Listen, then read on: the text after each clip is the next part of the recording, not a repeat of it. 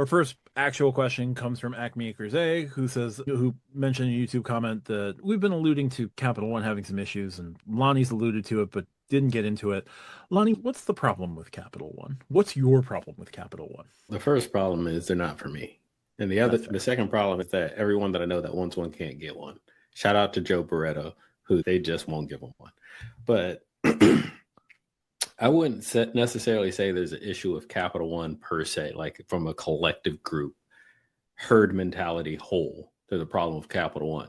But it is a very niche card for a very niche set of people. And usually that niche set of people are people that went to Capital One before they went to any other bank. Yeah. The other aspect of it is that Capital One has just changed a lot or announced that they're about to change a lot when it comes to the Capital One Venture X. And I think if I'm not on the right path with this question, just let me know in the Discord and we'll come attack it. But I think the question is referring to some of the negativity around their recently announced changes, specifically their lounge access, where the primary card holder would be the only person that gets into the lounge, and then everyone else would have to pay. If you had an authorized user, I believe there's an authorized user card that, like Amex Platinum, you pay the higher fee, that person can get access. And if you don't, then that person does not get access. The problem of that is that previously there were two things. One, Capital One doesn't have that many lounges out there in the first place. So they built a lounge network with a already overly sized group of card holders that they couldn't handle the capacity. That's not the consumer fault. That's your fault that you were not ready for how many people might want to show up to your lounge for free. The other aspect of it is that they put so much emphasis around these lounges, like we got these lounges, just like the Capital One cafes, where this is not a real bank, come in and hang out with us type of place. They put so much emphasis around these lounges that was a huge selling point for people to sign up for the card. One, I want to be able to get into these lounges. Before they had multiple, you can bring in multiple guests with you for no cost. And now you're taking away the foundation. You're taking away the reason why people came and signed up for your card. This is like Dairy Queen saying, we don't make ice cream no more. What am I? That's the only reason why we came here. Now, I will say that it's not necessarily a bad card. Everyone that I know has a card has always said this is one of the top tier premium travel cards, especially if you're a person that counts into effective annual fee, because you have that travel portal credit that you could use. Something else that has recently changed, because you could use it on anything. Then a couple of years ago, they changed it to you only had to use it in the travel portal, and people still stuck around. But it was always about the lounges, because even though I would say there's a lot of people that will talk about transferring their points out, most people get their $300 travel portal credit and then sock drawer that card. It's, from my experiences and conversations that I've had for people with the card. After that, it's like, I don't really use it for anything. Yeah, it gets 2x on everything. But to those transfer partners, you can get the majority of those transfer partners and other cards in which you can get better bonus categories and all these other things. So it's like, yeah, it gets 2x on everything, but you don't really use it. Very similar to Marriott Bonvoy Brilliant. It gets 2x on everything, but you never hear anyone say, this is my catch-all card, because it gets 2x on everything. Granted, Capital One points, Marriott points, two separate things. We don't need to get into it.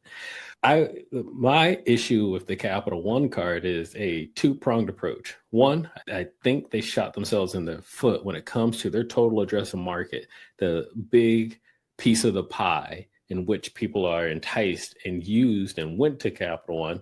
They just shot all those people in the foot, which is a bad thing. The other aspect of it is now you are disservicing yourself in a very competitive market, especially in the lounge market. Granted, lounges are at capacity. United clubs are not. So don't nobody else sign up for a United club unless you use my referral link. But don't no one else come up in there, because they're not as crowded as an Amex lounge or a Capital One lounge. Allegedly, I've never been in one. A Sapphire lounge. Once again, allegedly, I've actually never stepped foot in one. But just based on the conversations that we have, these are the types of places that are always packed. Now, I can say Amex Centurion lounges. I've walked away from Centurion lounges before because they are so packed. When you think of it in that manner, if you built a business model on that and you took that away but didn't replace it with anything, that's a problem. You just created a problem for your own business. And all of these annual fee contracts are 12 months. So unless that gets fixed, and we already know because they've already announced this change is coming, how many people just type it in on YouTube, look in the community, look in the Discord, how many people are like, I'm getting rid of my Capital One Venture X card? Or in some cases, they already have. I saw somebody in the Discord today. Maybe it was Joe Barretto's Discord, but anyway, I saw someone in Discord today that was like, I already downgraded mine and they prorated back my annual fee. Like Yep. people are already, they're not 1 foot out the door. They are out of the door. And that's a problem because they changed the business that brought people in and then said, we already got you, but you got to remember, we can always leave. We can always leave. So now Capital One is the ice cream machine at McDonald's. It's just broken. It's always broken, in my opinion. It doesn't work. They'll get a tech in next Wednesday, they say. No, that makes sense. RJ, any follow up on your end? You're a former VentureX holder. I'm a former VentureX holder. I think, Perfect example.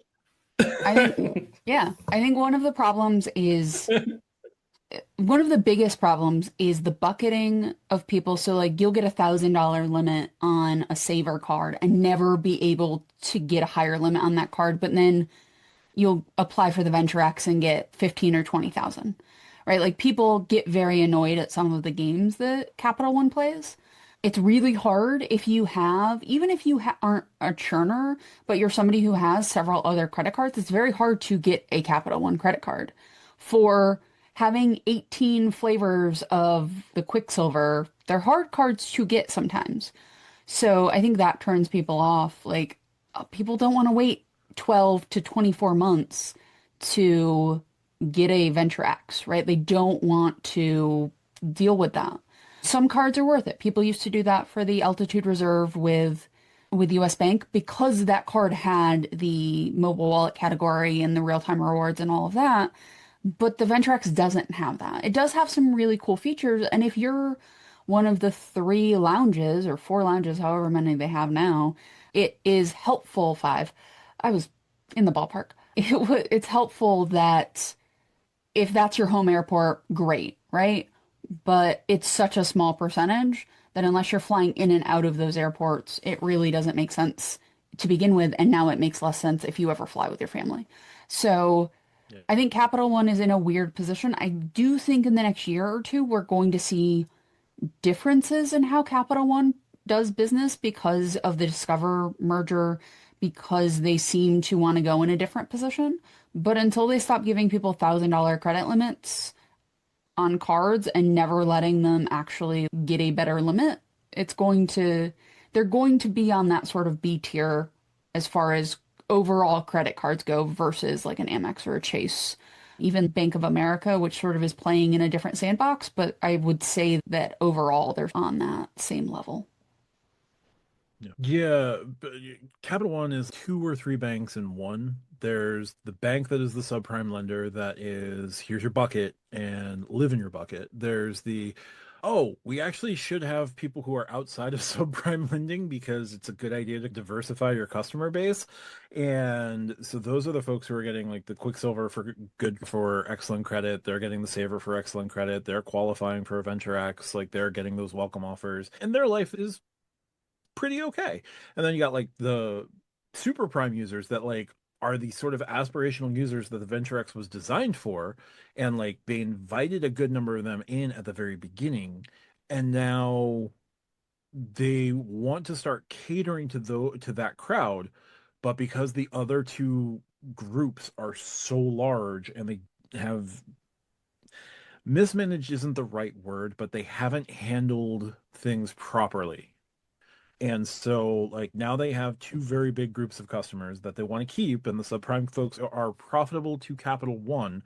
They're not necessarily the most profitable of customers in terms of paying their annual fees, paying your statements off on time and in full. They're the folks who are driving some of the other engines for the folks further up the chain. Now, every bank has those customers. I'm not saying that Chase doesn't have customers like that. Wells Fargo, Bank of America doesn't have customers like that. But that is a big group of customers for our Capital One. So they are three banks in one. The recent changes that were announced to the Venture X are not helpful for their expansion of that card. And if you're going to become a more, if you're going to move upscale with your clientele, not being able to bring guests into the lounge is not necessarily the message you want to send, especially if you can say, oh, you can bring as many people as you want, how often as you want, if you put $75,000 through the card. Like American Express can get away with that because American Express has a certain cachet in terms of mind share. And that is outside of the credit card community. Like American Express is considered like a luxury brand. It's not really, but it's considered a luxury brand. Much Apple is considered a luxury brand. It's not really.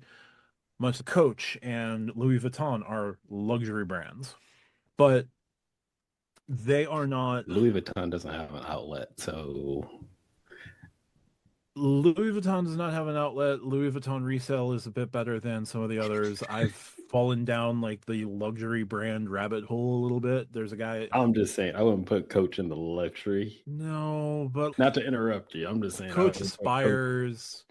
Yves Saint Laurent, all right? YSL. How about that? There you go. Just not Coach. I would have put Coach in the same bucket Burberry. as Gucci and Louis. They're all getting pirated anyway. Ain't that mercilessly.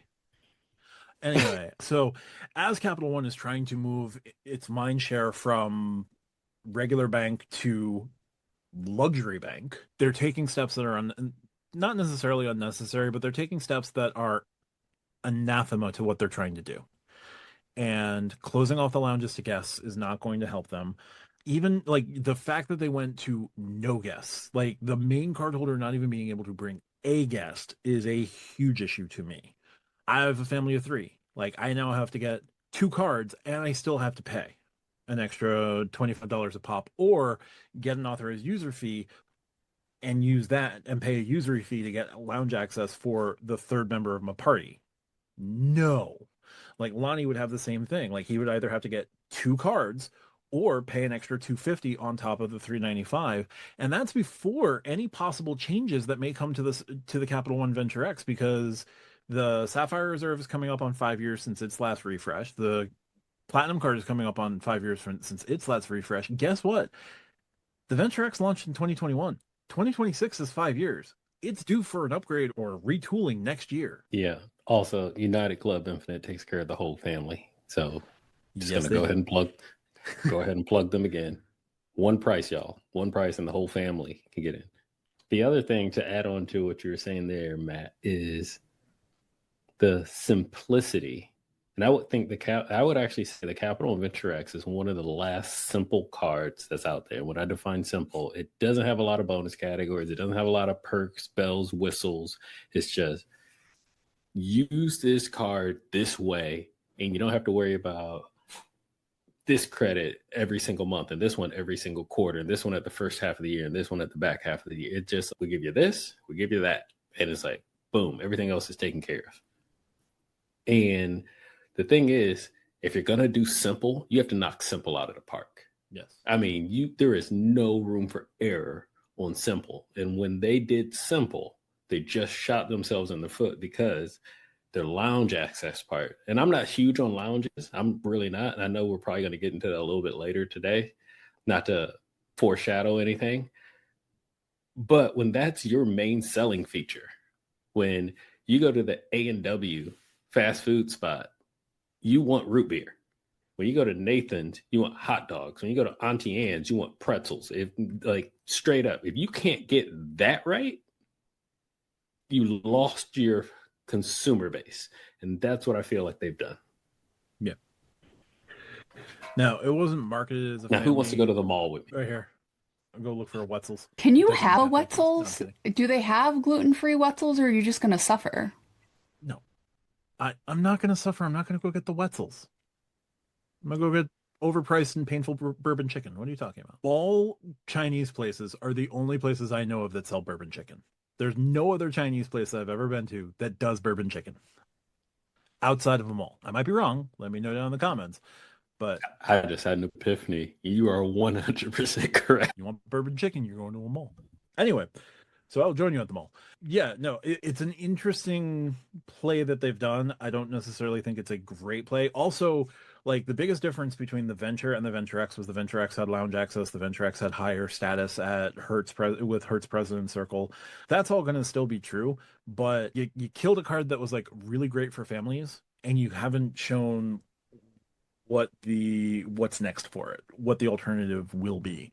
It's just going to be everybody who's the primary card holder now gets to go into the lounge, and it's still not going to solve lounge crowding because nothing solves lounge crowding. The only thing that solves lounge crowding, bigger lounges. More space. Yep. More lounges or more space. That's it. Yep. I don't think any credit card is currently trying to solve for that. Maybe MX with their Centurion Lounge. I will actually give them credit in this regard. First off, can we please finally remodel and update the San Francisco MX Centurion Lounge? Just going to go ahead and put it there. The other aspect, I'm just saying, can we finally get it done? Oh, it needs more than a fresh coat of paint right now, especially when you go to some of the bigger ones like on the East Coast right at the moment. Anyway, neither here nor there. But I will give MX their credit, and I think they are the one card lounge that is trying to solve for that by saying we are not just building new lounges, we are building larger lounges. I will definitely give American Express that. Chase's answer seems to be, oh, we've got brand partners. They've got lounges. You can go in their lounges. Technically, Chase doesn't have a lounge. They have a partner that has a lounge, and they put the Sapphire name on it. Yes, and that partner could get bought by anyone at any time, which will just be hilarious for me. But like the Chase Sapphire Lounge there's only so many of them. Chase is working with Air Canada. Chase has priority passes. I'm sure Chase would love to expand to other co-branded partners that they issue cards for, like British Airways, or who knows, United. I doubt United, but British Airways. So they're working on it in a couple of different ways, but like bigger lounges are always going to be the answer to lounge crowding. And reservation systems. And Chase, if you can just get rid of your stupid let any other priority pass member in, that will help you too. Anyway, so Capital One, it's just not great.